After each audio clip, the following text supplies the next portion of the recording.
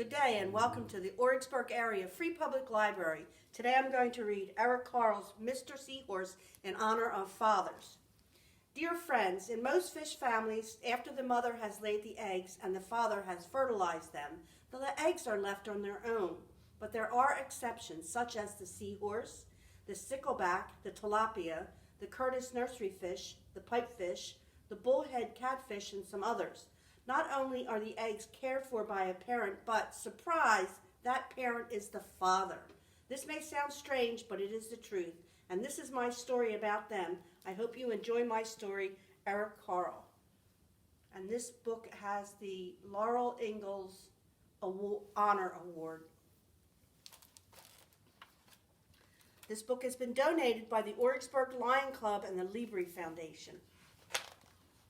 Mr. and Mrs. Seahorse drifted gently through the sea. Mrs. Seahorse began to wiggle and twist this way and that way.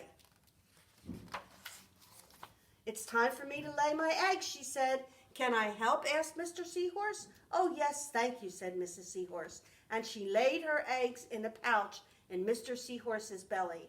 I'll take good care of our eggs, said Mr. Seahorse. I promise.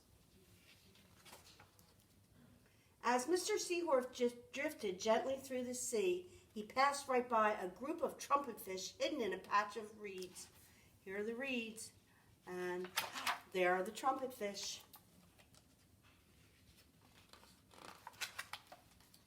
But before long, Mr. Seahorse met another fish. How are you today, Mr. Stickleback? Asked Mr. Seahorse.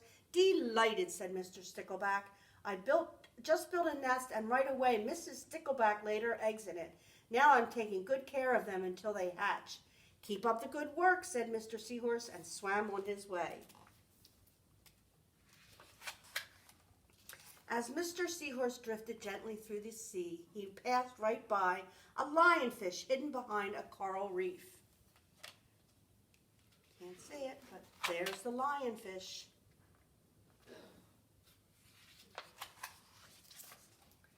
But long before Mr. Seahorse met another fish. How are you, Mr. Tilapia? Asked Mr. Seahorse.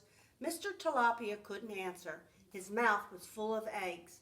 I know, said Mr. Seahorse.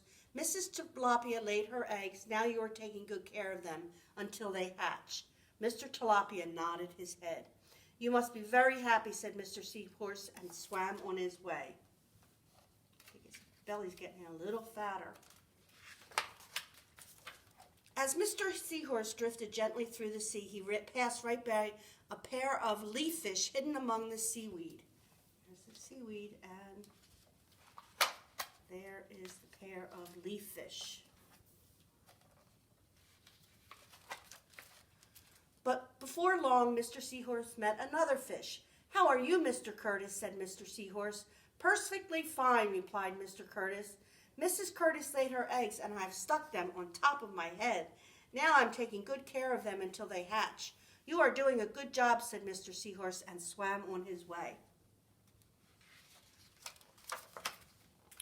As Mr. Seahorse drifted gently through the sea, he passed right by a stonefish hidden behind a rock. And there's the stonefish.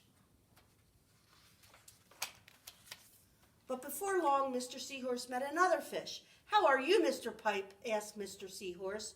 Couldn't be better, replied Mr. Pipe.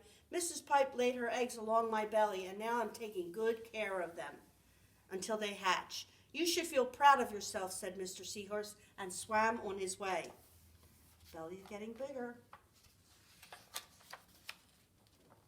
But before long, Mr. Seahorse met another fish. How are you, Mr. Bullhead? Asked Mr. Seahorse.